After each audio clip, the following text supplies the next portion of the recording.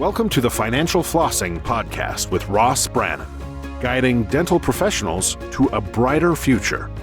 Ross Brannan is a financial advisor who knows it's not just about your teeth.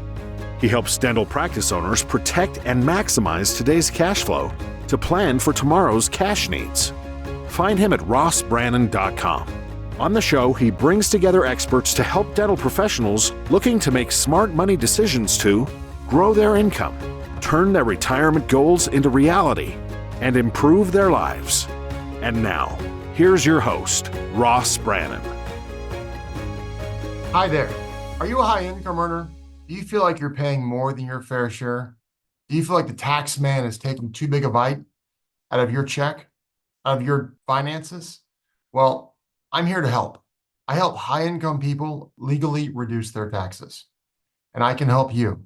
So if you feel like you're paying too much in taxes and you're a high-income individual, schedule an introductory conversation with me, and let's see what maybe we can do to help.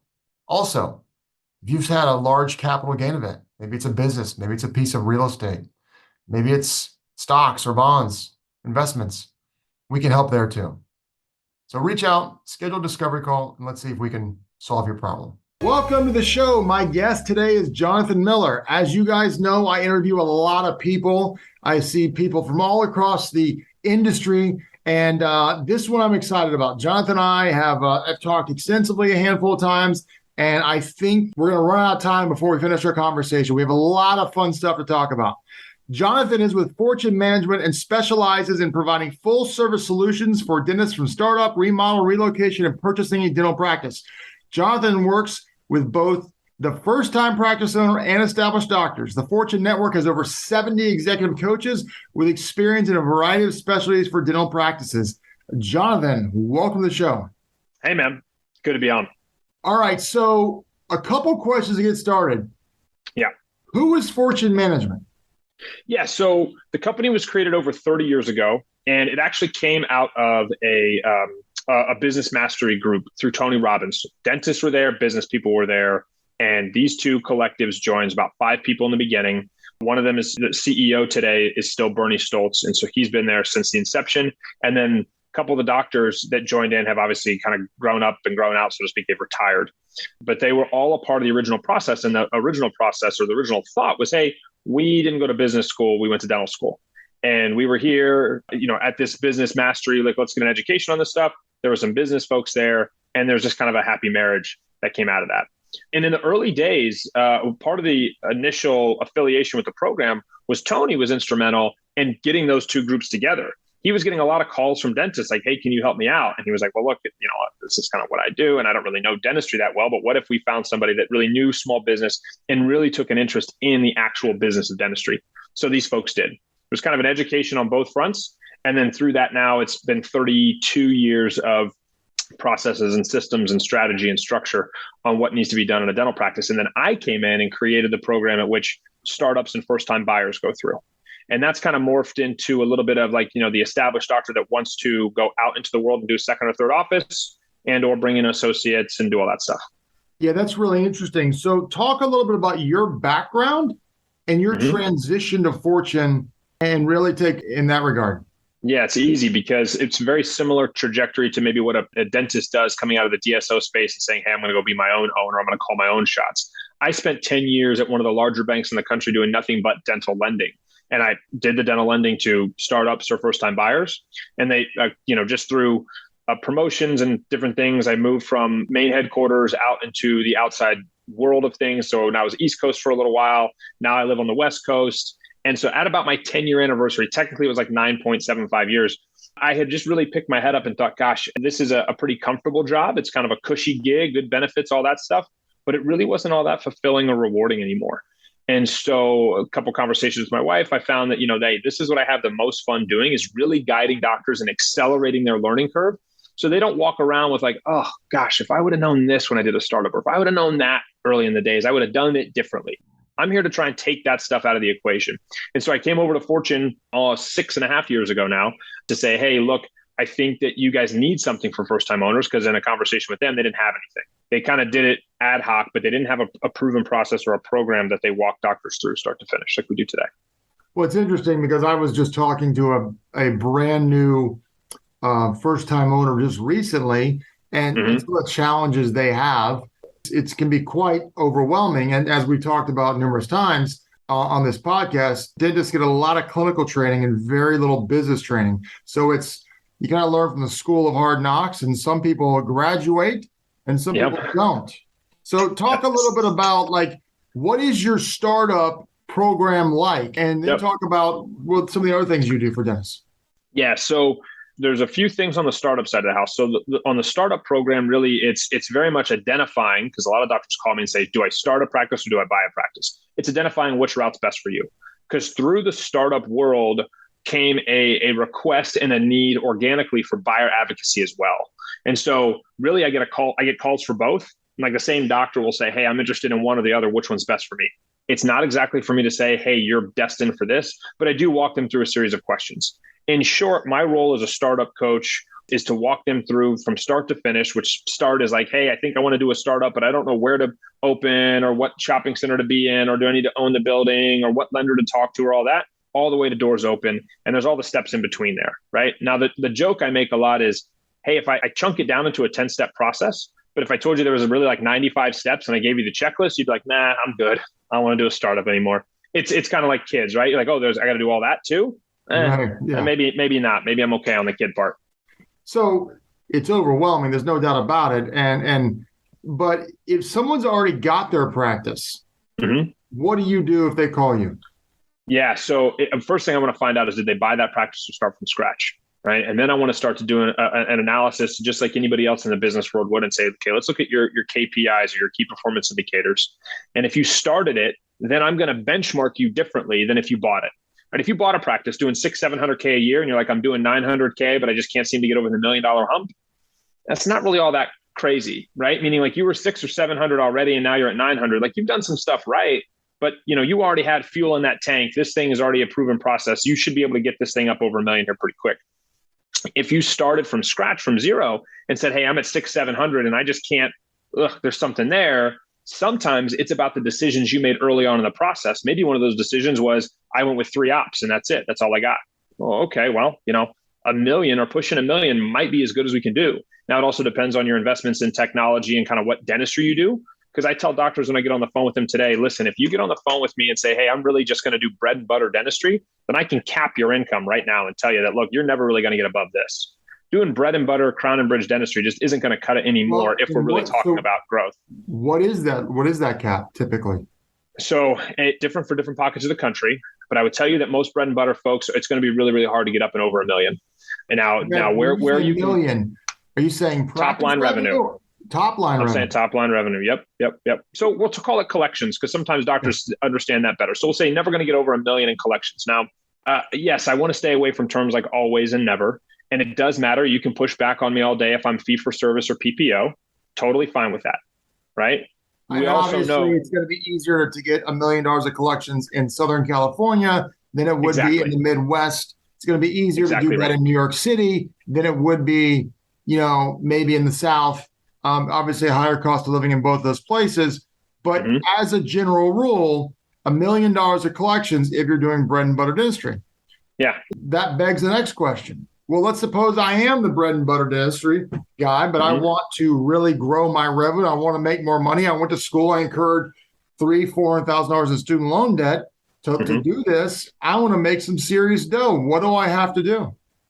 I would tell you to develop your hygiene department. You've got to develop a really good hygiene department. Now, conflicting ideas are, I have a 3-op facility and I want to develop a really good hygiene department. Really, really tough to do, right? Because you don't have enough chairs to develop a really good hygiene department. So again, now I'm starting to dissect, well, wait a minute, your early decisions are going to impact some of these things you can do in your future. This may be as good as you can get. So if you are in this, let's go down the path, 3-chair facility, and I want to do really well, maybe it's more just about driving money to the bottom line. Maybe we can look to get more efficient with everything in between top line collection $1 million and bottom line profits. Because I definitely know some doctors that are doing $1 million in the middle of Kansas that are making great money and don't have a care in the world. 3-chair facility, all good. That's no problem. I'm not here to say you have to do more than that. But in California, that's not going to cut it. So what I see, I've mentioned this numerous times, I see this continuum of, on one side, you have doctors who own a job. it's a really Mhm. good job, but you own a job. Mhm. And Yep. this is not LA or New York numbers, but generally speaking, they probably have an income of 250 to 350, maybe a little more, Yep. maybe a little Yep. less. But you own a job, really good job, but you're not getting rich. Then you have the other end of the spectrum, which is business owners who happen to be dentists who are making $2 and $3 million. I know dentists who work 2 days a week and make $2 million a year, and so that's a, and of course then there's everyone in the middle. So could you speak to the business owner mentality versus the owning a job mentality? Yeah. So if we break it down simply, it's right now the job mentality is you're trading time for dollars. You want to get paid for what you know and not for what you do. And that's the difference in dentistry, because so much of dentistry happens with our hands and so much happens when I actually produce dentistry. And so you want to shift that into, I get paid for what I know, not for what I do. And so what I know is, and then you're going to go down the path of bringing in associates, itinerant specialists, and like I said, building a really well thought out hygiene department. Yeah, that's really interesting. So what would you say is the biggest mistake dentists are making, or when you talk to someone, Mm-hmm. you were to talk to 10 people, what is the biggest mistake that you see people making? So the first one would be that the understanding this concept that the first loan you get is the easiest loan you're ever going to get in dentistry. So you better set yourself up right. So every lender is going to look at you as glass is half full and not half empty on your first loan. Okay. So whether it's a startup or an acquisition, you got to go swing for the fences. So to try and go super bootstrappy, or I'm going to go at it and approach it with, I want to borrow as little as possible, is a big, big fat mistake, because you only get one shot at that. And if you go borrow as little as possible, let's say you did it for 200 grand and you get the doors open and okay, great. But then all of a sudden, you're 3 years in and you're doing $500,000 and you want to now do something. The bank doesn't look at you as a startup anymore. They look at you as an established doctor, established practice. And I'm here to tell you that most banks project a first-time doctor starting from scratch to do more than $450,000 in their first year. Okay. So if you're telling me that I've been in it now a couple of years and I'm doing 500K, but you're going to claim that, well, it's only because I borrowed so little, et cetera, the bank doesn't care. They're going to benchmark you against everyone else. So if you're an established doctor who's not doing more than that number, more than what they project their startup doctor to do, you can imagine the hurdle's pretty tough to get over. So I think that one of the biggest mistakes is not understanding that first loan you get is the easiest loan you're ever going to get. I think if I had to add more to that, it is, don't undercapitalize your project, right? You make sure you have enough money to invest in marketing and invest in technology. Those are the things that are going to set you apart from everyone else. It's not so much buying the best dental chairs. It's, of course, not so much buying marble countertops. It's understanding your marketing strategy and then the technology you can bring to the practice, because it's the technology that bridges the gap in which you can work smarter, not harder. How much is it systems that takes you from here to the next level, from point A to point B? How much of it is systems that helps grow a practice when someone wants to grow a practice? Well, I'm so glad you asked that, because I do think that I get that a lot. And if we're talking, I don't care if we're talking startup or acquisition or guy who's been in business 15, 20 years, the step before systems is people and the culture. If you don't have that buttoned up, the systems won't matter. And I think that is what the reason why we say coaching and not consulting is because that's what consultants do, is they come in and wow you with numbers and stats and structure and strategy. But if nobody cares, they're not going to do. So if your people don't care, they don't see the world how you see it, they don't want to follow your vision, they think that, oh, if I grow this practice 20 or 30%, what's in it for me? You're going to get a new car or a better vacation. Then they're not going to follow the structure or the strategy that we lay out. Systems matters. And I would tell you, to pinpoint systems between 800 and a million, that's probably how much it's worth. Okay. But you're not going to get there to the $1 million if you don't have the team. You're never going to get there. Okay. So I think that the systems part matters quite a bit. I can't give you an exact percentage on it, because I think that I've been in offices where we put in great systems, or they say they have great systems, but they just can't get there. And I've been like, yeah, you do have good systems. The challenge isn't the systems. The challenge is the people doing the system. They don't really want to do it, or they're not working it to the degree that the doctor thinks the system is really being worked. And then the second piece of that is in monitoring those systems, monitoring and measuring those systems. So really understanding your KPIs. If you're an established practice today and you don't have a KPI monitor, that to me means you're driving a car with no instrument gauge. Your pilot's flying the plane. They have no idea how fast, what altitude, how far are they to the destination. That's you in your practice today with no KPIs of any kind. Well, that just talks about being a student of the business. And unfortunately, you have to learn that the hard way, because you typically weren't taught that in dental school. Yep.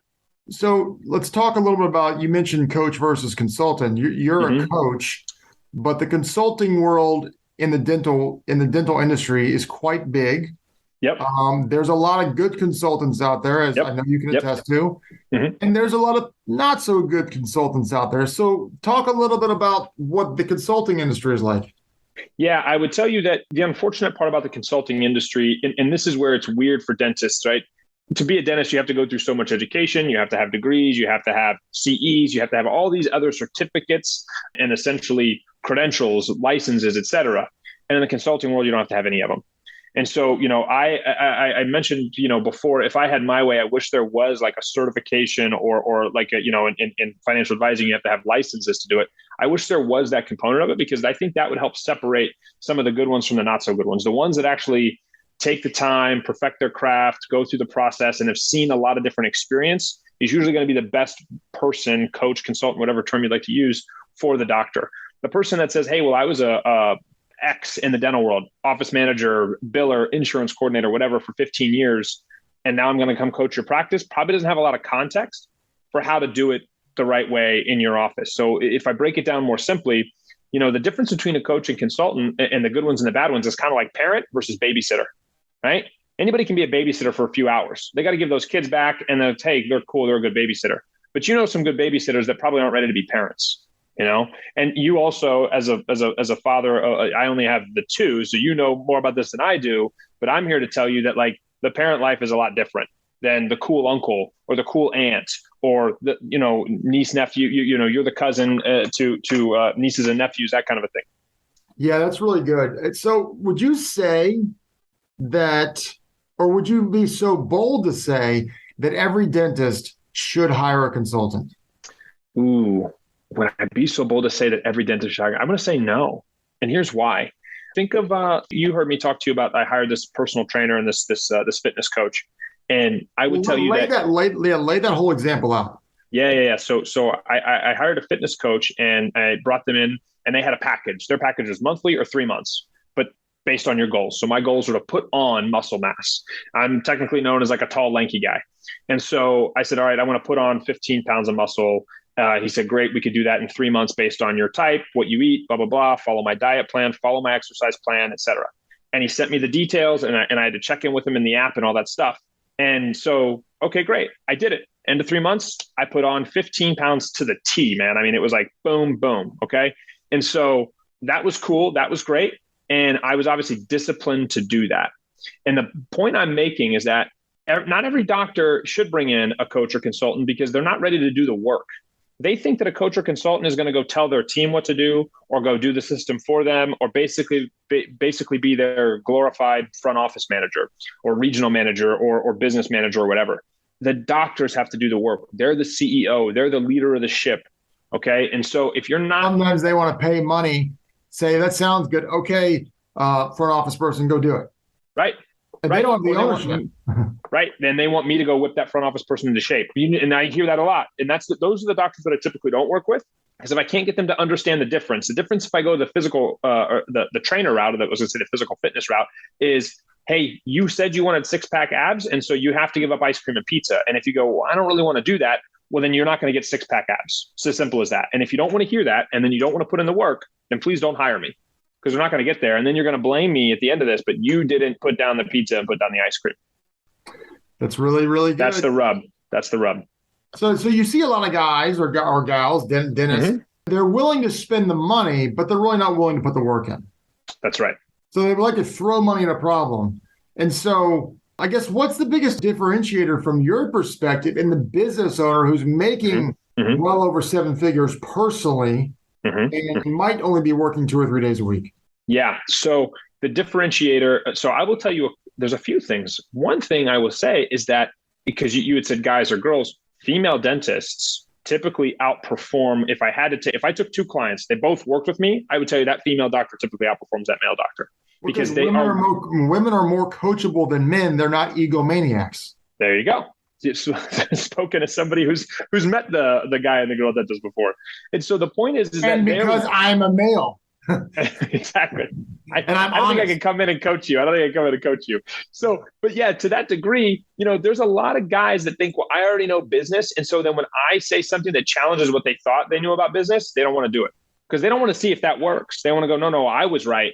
And so ego does set themselves up for failure. And so I find that female dentists are a fantastic coaching clients 9 times out of 10, right? It's the male doctor that's, I would say, 6, 7 times out of 10 going to work out well. But there's that 30 to 40% of the time they want to challenge, or they want to say, well, I'm right and it's my way and it's going to be this and it's going to be that. And so the difference then to your question about the doctor who's trading time for dollars or the doctor working 2 days a week making 6, 7 figures is that those doctors that are making the 6, 7 figures actually put in the work and know how to lead. And that's the difference in doctors. They change their focus from being clinician to leader. Well, it's funny because I can't tell you how many people I have heard who hate dentistry because they hate managing people. I've actually met dentists who are trying to sell because they hate managing people. And I'm like, because I guess they were just naive, realizing that because you own a practice, you're a small business owner. And you're a business owner, you wouldn't put up with that crap if it wasn't the way to create more wealth for you, but you're managing people. And a lot of people just hate that.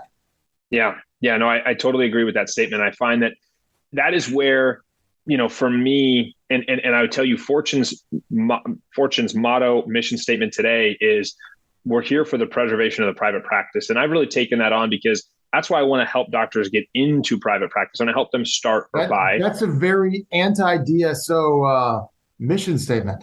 And it might be, but here's the deal. I'm not anti-DSOs because I think they're a fit for some folks. I've talked to some doctors that say, hey, I'm thinking about doing a startup or an acquisition, and I'll talk to them about what their future really looks like when they are in that role. And then they'll go, yeah, maybe I'm not cut out for it. And I'll say, yeah, I tend to agree. I think you're maybe not cut out for it. You should probably stay in the DSO space. And that's okay. DSOs aren't going away. And I'm not here to say, pitchforks and torches down with DSOs. What I am here to say, though, is that the challenge today is the doctors, the established doctors that you referenced before, the ones that are trading time for dollars, not the ones making 7 figures on the 2 days a week gig. They're the ones handing the keys to the castle over because they're being promised that, hey, you don't have to manage people anymore. We're going to take that off your plate. You get to sit back and do what you love best. And isn't that great news, Doc? You get to be a dentist again, and you get to get paid for it. But you're now even more in a position of trading time for dollars. There's no freedom. There's no flexibility. You have no legacy. Many of them don't realize you're becoming a W-2 employee and you can't take Friday off and go to the beach early for the weekend. Yes. And your tax situation just got worse because you're now a W-2 employee. And, it's funny. I had one guy I was talking to, he sold his practice for a nice chunk of money. But he was like in his mid to late 40s, kind of like. So, still got time left. Well, and I said, what are you going to do? He was like, I'm going to manage my investments. I was like, brother, you ain't that rich. Unless you're day trading stocks every day. Yeah. Which you probably wouldn't recommend you do either. Yeah. Right. Yeah. So it really is interesting. So a couple more questions for you as we wind down here. So you have a new book. So talk about that. Yes. Yeah. So Don't Sweat the Startup. It focuses on the startup doctor and walks them through the same process that I helped create when I first came on. And that is just, I want to put something out there that focuses on information, not affirmation. I'll be honest with you, right now, the book is the landscape's changing so much that I can go back and write revision 2 of the book. I could probably write revision 3 of the book because there's so much that's moving in the landscape. But I tried to write the book under the guidance of there's some core foundational principles that are going to be true no matter what you do. The minute you say you want to do a startup, then these are the things that you need to make sure you've gotten accomplished on some level. You don't have to do it exactly my way. I don't believe that there is only one way to do it. That's one of my differentiators in the world of like competition. I think that, some folks say, well, yeah, here's how we do startups, and they do it the same way every single time. There's clear proof that doesn't work, right? There's clear proof that what worked for one doctor in one market won't for another doctor in another market. So I try and say, hey, doc, what do you really want the future to look like? And then, okay, based on what you just said you wanted, here's the stuff we have to make sure happen. And then we can maneuver within that realm of like, hey, we can ebb and flow, especially if you're a specialist or you're a father of 4 or 5 kids at home. You might not be able to work 7 days a week, right? So there's all those things that come up with through the process. So the book is there to be really an advocate for information, not affirmation. It's not going to be a place you go where you want confirmation bias or let me see if my method of marketing is right or whatever you think. So who's the type of dentist that would would work well with you? Like, who's the type of guy or girl that you would get the best results with? They would respond to your coaching the best. Who is the ideal client, if you will? Yeah. So if I go big picture, it's the folks that are focused on being resourceful and not on resources, because it's going to happen. And it is an abbreviation with SH in front of it. Okay. And so when that happens, we have to be committed to being resourceful. I can walk you through just about every single scenario, but I can't do every single scenario for you. So you have to be committed to like, hey, we are on a path and we're going to go down that path. But if there need to be slight or course corrections, then you got to be prepared to do that. You can't just kick and scream and stomp your feet and kind of, my 4-year-old have a temper tantrum about, well, this isn't part of my path, or this isn't part of my plan. I think the businesses that get it right aren't focused on perfection. And that those are the doctors that I struggle with, are the ones that think it's going to go perfect. Right. And the ones that want to kind of sit back and incubate and really say, I want to focus on all my marketing now before I pick a space. And you're like, wait a minute, you can put together a really good marketing plan before you pick a space. But what if you implement that marketing plan in the market that your space is in and it doesn't work? It falls flat. You just wasted a lot of time then. And time is something that we all know we can't get back. And you don't even have a space yet. So we need to go look for space, understand the market, dissect your target audience, and then put our marketing together. You may think you know your target audience right now. Then you get out there. And like I said, you put that plan into action. It falls flat. Now what do?